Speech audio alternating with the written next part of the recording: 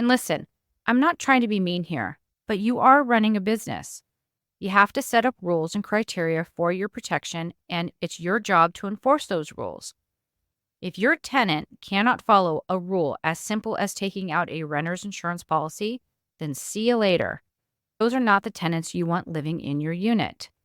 Because their renter's insurance will also cover your deductible, you're not going to be out of pocket for any claims filed. If your tenant is complaining about $15 a month, what makes you think that they could cover that deductible without renter's insurance? Welcome to your Landlord Resource Podcast. Many moons ago, when I started as a landlord, I was as green as it gets. I may have had my real estate license, but I lacked confidence and the hands-on experience needed when it came to dealing with tenants, leases, maintenance, and bookkeeping. After many failed attempts, fast forward to today, Kevin and I have doubled our doors and created an organized, professionally operated rental property business. Want to go from overwhelmed to confident? If you're an ambitious landlord or maybe one in the making, join us as we provide strategies and teach actionable steps to help you reach your goals and the lifestyle you desire, all while building a streamlined and profitable rental property business. This is your Landlord Resource Podcast. Hey there, landlords. This is Stacy Casella, and I'm here with my co-host and man, Kevin Kilroy. All right. Sometimes I can't tell if you're making fun of me or not. I'm not making fun of you directly. I'm just running out of creative ways of telling people you're my husband and my co-host. I have faith in you, Stace. You can do this. Just please try to be nice, okay? Always. All right. Okay, landlords, you are listening to the Your Landlord Resource Podcast. Today we have a little different format going on because it is a Q&A episode. So thank you to those who submitted questions. We appreciate you taking the time to send them in. Kevin's going to read the questions and I'll do my best to answer them. Okay, so the first few questions are about renter's insurance. I assume most of these are from our episode several weeks ago, which we will link in the show notes for you all to go back and listen if you wanted. Now, let me say one thing first. We do our best to cover as much information as possible when we do a podcast. We have notes of who's going to discuss what, and contrary to what you might think, we do not discuss every single aspect about the landlord subjects we talk about. And that is why I think these Q&A episodes are so important, because they give you an opportunity to ask that question that pops in your mind as you're listening to our episodes. And I want to clarify something here. The text system that we have on the show notes, that is a one-way text. We're not able to respond to you via text, but if you leave us your email, we can respond to you directly there. Okay, now that that's all out of the way, let's get to the question. The first one is from a listener in Springfield, Massachusetts, and they text, "Thank you for the podcast on renter's insurance. A common problem we as landlords face is that the renter buys it just to get the keys to the house, then cancels it a couple of months later. At that point, you're not willing to evict them over such an issue. It's really frustrating. I wish I could buy the policy on their behalf while factoring that into the rental cost, but I don't think that's allowed. Do you know of any workarounds or ways of enforcing the insurance other than eviction? Thank you." Okay, listener from Springfield, Massachusetts, thank you for that question. So you're going to want to include language in your lease that details the penalties that will occur for your tenant's failure to comply with the renter's insurance requirement. These penalties can range from a fee and required proof of policy reinstatement all the way up to legal action for failure to comply with the terms of the lease agreement and eviction or non-renewal of the lease. You may want to draw special attention to this section of the lease to ensure that the tenant is clear on his or her obligations. So what Kevin and I do is we make every tenant initial the bottom of every page to indicate that they have read, understand, and agree to the terms on that page. And quite frankly, if they cancel the policy mid-lease, be stern with your tenants. You want to avoid an eviction? Be that landlord that won't take any crap. When a tenant cancels their policy mid-lease, knowing it's a requirement of the lease terms, They're testing you to see what you're going to do. And if you do nothing, you've just showed them that they have the upper hand and can get away with lease violations because you don't want to deal with it. And listen, I'm not trying to be mean here, but you are running a business. You have to set up rules and criteria for your protection, and it's your job to enforce those rules. If your tenant cannot follow a rule as simple as taking out a renter's insurance policy, then see you later. Where this coverage is important to you for liability issues, it should be important to the tenant as well because it covers their personal belongings. If their income is that tight, where an extra $5 or $15 a month is too much for them, then maybe you need to reconsider the level of tenant that you're accepting. Refusal or cancellation after the fact kind of indicates a low level of maturity. And I get it, there are some people out there who just don't believe in insurance. But then, those are not the tenants you want living in your unit. And yes, you're providing a home to your tenants, but when the shit hits the fan, they will walk away and leave you high and dry with the damages to pay for and the repairs to deal with. Because their renter's insurance will also cover your deductible, you're not going to be out of pocket for any claims filed. Plus, most tenants will not have the money to cover your deductible should the damage to the unit be caused from their negligence.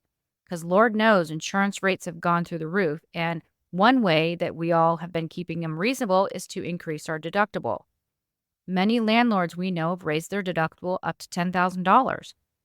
If your tenant is complaining about $15 a month, what makes you think that they could cover that deductible without renter's insurance? And yes, you can include in your lease that the tenant is required to cover any fees that you are charged for damages and repairs caused from their negligence. So landlords, do yourself a favor and go pull up your lease and read it line by line. And my guess is somewhere in there, you're going to find this clause or something close to it. So, what about the part where they ask about paying for renter's insurance on behalf of their tenant? Can landlords cover the cost for the tenant if the tenant refuses or the landlord's state does not allow them to mandate it? So it's our understanding that landlords cannot legally buy renter's insurance for their tenant. For one, the liability amount needs to be determined by the tenant. So say if they have something like collectible items or expensive electronics, they're going to need more coverage. And even if we as landlords require minimum coverage, like Kevin and I require at least 100,000 of coverage, that tenant has to be the one who makes a decision on the amount because they might need more. Plus, in order to get renter's insurance, if the tenant does not already hold, say, car insurance, where they already are established with an insurance company, you have to apply. And when you do, your credit rating is checked. And in order for all of that to happen, the tenant has to sign a specific authorization form. And essentially, it's like taking credit out in someone else's name, which is obviously illegal. And the funny thing is, when our youngest was away at college, he lived in one of those college housing communities with like 150 units. And if you did not provide proof of your renter's insurance, which we did, they would charge you a $12.50 fee per month for renter's insurance. And for a few months until we proved we had it, they did charge him and had to cancel his policy that they took out on his behalf. So I'm not sure how they got away with it, but they did. From what we have heard from our insurance broker and have read in line, the consensus from actual insurance companies is no, this is not legal to do on a tenant's behalf. Yeah, that doesn't make sense on how they did that. I don't know, maybe we signed off that they could apply on his behalf? I have to assume so. That was over 4 years ago, and I'm good, but I can't remember what his lease said from back then. Okay, the next question about renter's insurance comes from an Instagram follower, Rosalie from New York, and she asks, I have a question and would like your input. Last week, a sewer line broke in one of my two family properties. I have a contract through the DEP in New York City, and they will cover the repair. Unfortunately, while it is being repaired, my tenants have to relocate for 8 days. Both my tenants have a clause in their lease that they are responsible to get their renter's insurance. However, neither one of them did. My lease did not mandate it. It just says they would be responsible to protect their own personal belongings. Luckily, both my tenants have family nearby and they were able to stay with them. She asks, in your opinion, what do you think should be my obligation for compensation, if any? for the 8 days they were not able to effectively live in their apartments. Okay, so this question does kind of go with the one I just answered. And I'll tell you, when I first read that question, my first thought was zero. Don't give those tenants anything. Let them learn their lesson by not being responsible.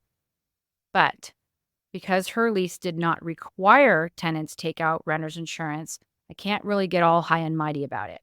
And I did respond and tell her that if they're good tenants, we would likely cover a small amount of the cost for the relocation and inconvenience. Now, for instance, we would credit them back for the 8 days of rent that they were not able to stay in their unit, especially if we felt that we had some responsibility in the matter. Like if we fail to do preventative maintenance or have our sewer lines inspected every couple years, because that would show any issues and allow us time to plan for proper repairs. And I have no idea what the situation was here, so I don't want to speculate. But offering that small amount when you don't have to is simply a goodwill gesture. The sewer failing was a crappy situation, no pun intended, but a situation nonetheless, where maintenance does fall to the landlord to handle. And with that said, I would change my policy and add a requirement for renter's insurance with the next renewal if it's allowed in the state where my rental property is located. Is this landlord obligated to work with their tenants? Not in the least. Should the landlord have required the tenants to have renter's insurance? And listen, we have been in this situation and dropped the ball here too. You guys, there's a lot to handle when self-managing rental properties, and this is one tough lesson to learn for both the landlord and the tenant. Okay, one more question about renter's insurance, and simply put, can landlords require renter's insurance? In most states, yes, they can. They can mandate tenants have coverage as well as set a minimum amount of coverage. You guys, there was a case in Oklahoma that basically set all the legal precedent for landlords requiring renter's insurance. And it's called the Sutton Rule. And it states that a property owner's insurance company cannot sue a tenant for negligence because the tenant is considered a co-insured part of the property's policy.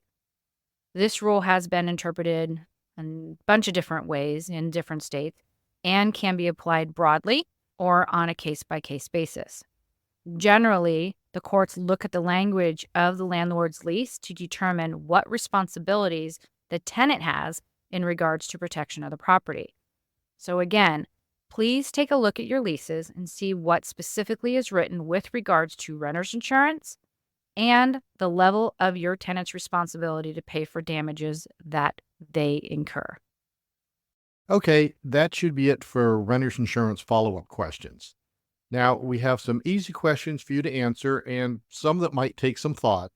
Let me throw an easy one at you first. So, Helena from Roanoke, Virginia wrote, I am remodeling my rental. Should I stick with gas appliances or switch to electric? That's your easy question. Easy for me. Yeah. All right, you guys, let me see if I can answer this one kind of quickly. And unfortunately, the answer is it depends. There are many things to consider, like you have safety and maintenance and even property constraints.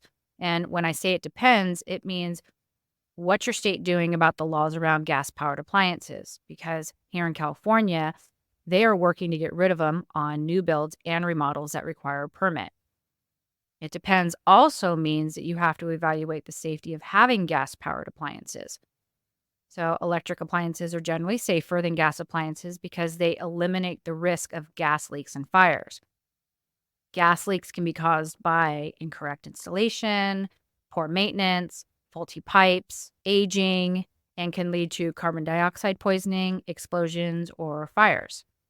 If there's a gas leak, carbon dioxide can leak into the home and be very dangerous, if not deadly, to your tenants. So for safety reasons, you definitely want to install CO2 detectors if using gas appliances. And we did a podcast all about fire safety and touched on CO2 detectors. So we'll link it in the show notes if you want to go back and check it out. Being here in earthquake country, California, gas leaks are a major concern, just as they are in wildfire, flood, tornado, and hurricane zones. And I believe, unlike electricity, gas has to be shut off at the home and cannot be shut down in a mass situation like electricity can to help preserve a home should an earthquake happen or a wildfire or a tornado rolls through. And when it comes to cost, it's not so much an issue as electric units cost just slightly less than gas ones to purchase, but gas tends to cost less than electricity to operate. So that might be a plus to you or your tenants or whoever has to pay for the utility bills. This will depend on if your rental is a single family home or a multifamily and how the gas and electric meters are set up. Are they individual so that the tenant covers all the costs? Or is there only one meter for your gas and your electric, and you as a landlord has to cover the cost, or you deal with utility billing services to divide up the cost each month? When I say it depends, it means that if your rental is a single family home in a nice area, we'll say C plus or higher, you might be able to market it as having a gas stove and oven. Also, tankless water heaters can heat water quickly and on demand, while electric heaters are more efficient and they heat the water more evenly. One of those might be a perk to some renters. To me, as someone who loves to cook, gas is the way to go for the stove if it works for your situation. For people who don't like to cook, I think they could care less. When considering maintenance, electric appliances are often easier to maintain than gas appliances, which could reduce the frequency and cost of maintenance calls. Electric appliances may also be more convenient for quick installation during renovations. And I say this because we have gas stoves and ovens in our Sacramento property that we have been replacing. And for each one of those replacements, we've had to have our contractor go in and lower the gas line down because the newer appliances have the gas attachment at the bottom of the unit, whereas they used to be up higher.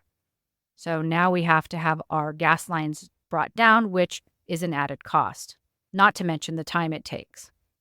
And the last thing I want to say is that aesthetically, gas stoves look nicer if that's the look you're going for. If you prefer a more streamlined look, maybe a flat induction-style stovetop is better.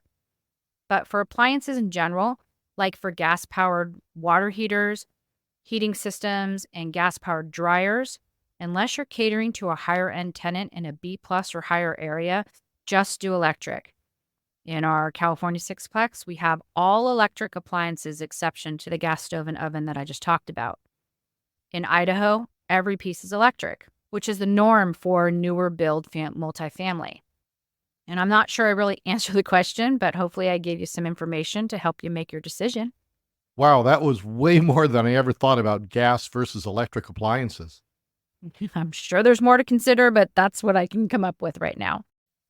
Okay, up next is one that might take a little more time to answer, but Sebastian from California wants to know, what are some mistakes you have made and how did you rectify them? Oh my God. Where do I start? Hopefully not with me. No, you were the best mistake I ever made. Thank you. All right. Let me first say and let everyone know that when I first started off in 2005, I knew nothing about managing rental properties. And the way I learned was by making mistakes and then adjusting and tweaking our policies and procedures from those lessons learned. I also became a realtor and started taking property management courses that were offered to me. Now, these were courses focused on being a realtor or broker in the state of California and centered more around the law than the actual management.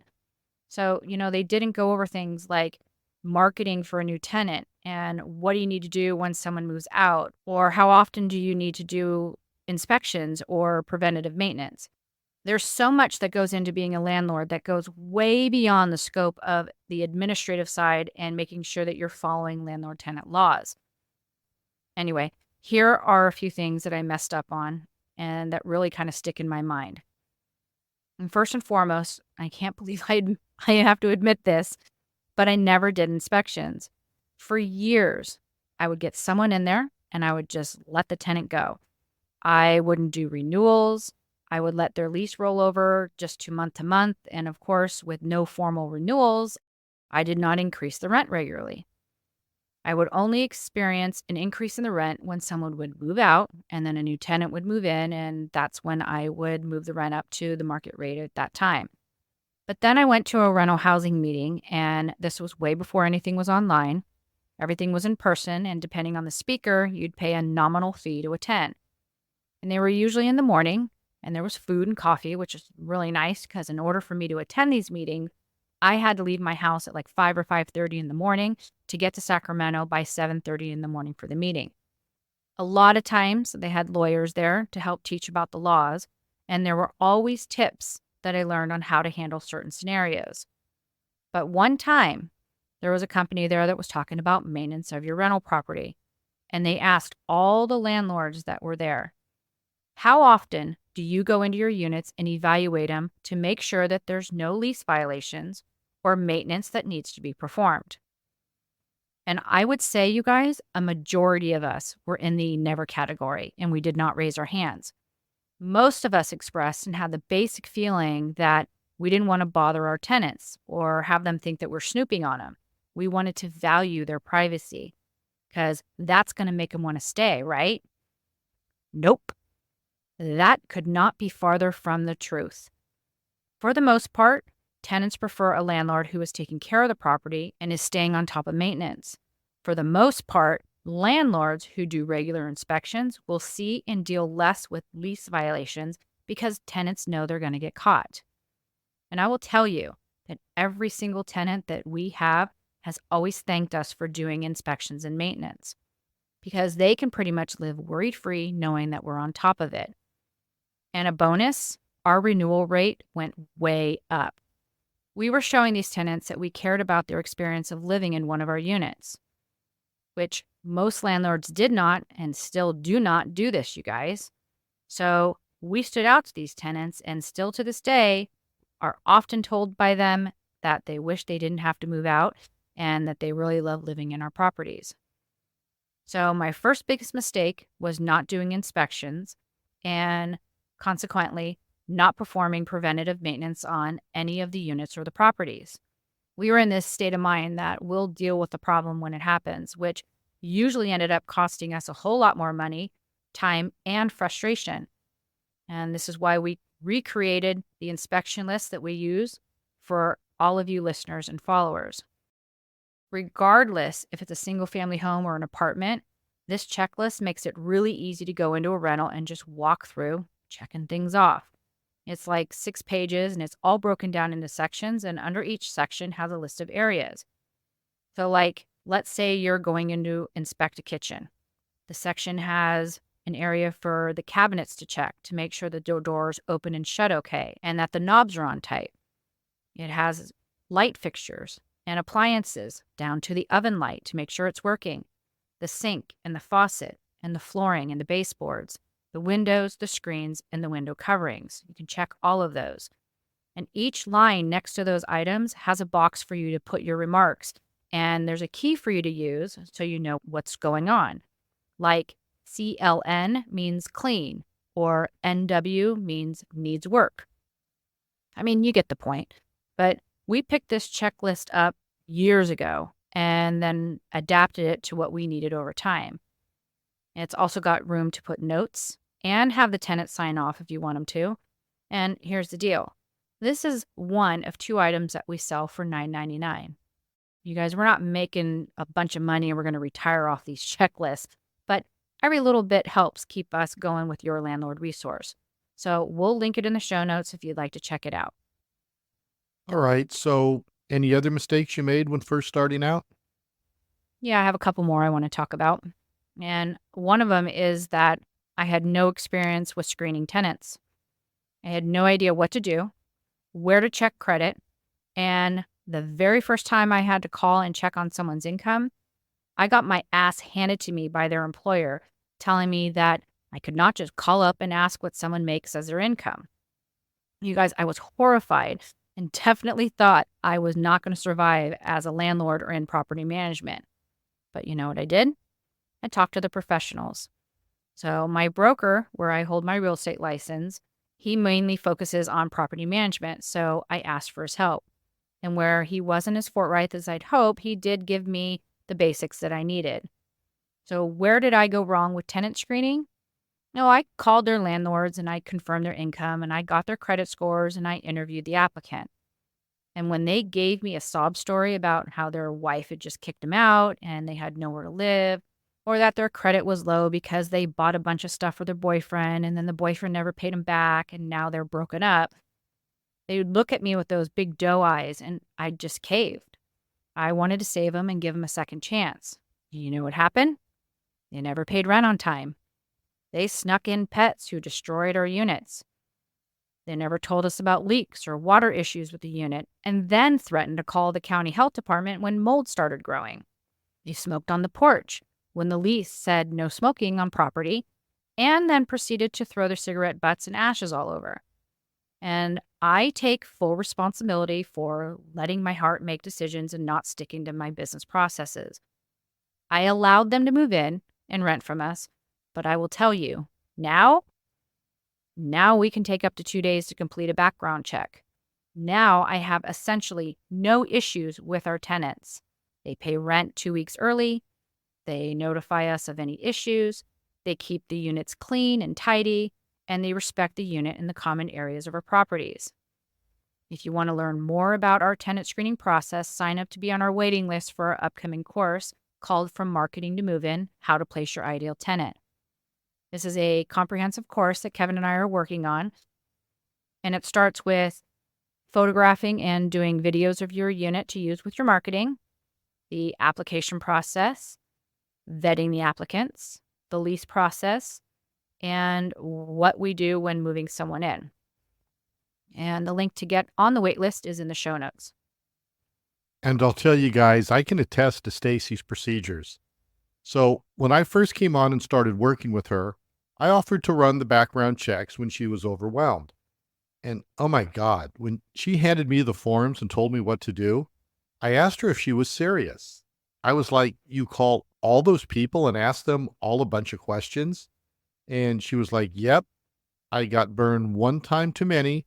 And now I don't want anyone behind any of our doors that does not meet our criteria. She has it down to a science. And because she does all this work up front, we can both now benefit from knowing we have a much lower chance of something going seriously wrong. Oh, I mean, we've still had a couple bad apples. And we're really nice landlords, don't get me wrong, until you mess up and then we get firm and those people will either shape up or they'll ship out. Okay, the last mistake or something that I wish I had done differently was not to learn more about creative ways to grow and scale. I was very naive and felt that I had to follow the traditional route of saving my money, and when I had enough to put as a down payment, I'd go out and take out a loan and buy a property. Well, let me tell you that you'll end up with one single family home rental every 7 to 8 years if you cannot learn how to be creative with financing and purchases. Now, I'll be honest, when I first started out, I was working in our family business. My late husband was very ill, and I had 3 young boys I was trying to raise pretty much on my own. I mean, I had a lot of help, but it was still a lot. So I don't want to sound like I was just sitting around saving 100 here or there for my next property. I was not. But I was not contributing to our family's business growth like I should have been either. We had a lot of equity in our properties, and we could have 1031 exchanged some rentals to scale into larger multifamily. We could have worked to find off-market deals or ask sellers if they would do seller financing. And I missed out on a lot of opportunities. I mean, life-changing opportunities. So my advice is to push through the fears and the worry and the unknown and figure out what you need to do to scale past the single-family homes and get into more doors. I did not have any plan at all. And now Kevin and I have a 3-year, a 5-year, and a 7-year plan. And where it's not going perfect, it is going in the right direction. Yeah, I think so. We're definitely doing much better than we did.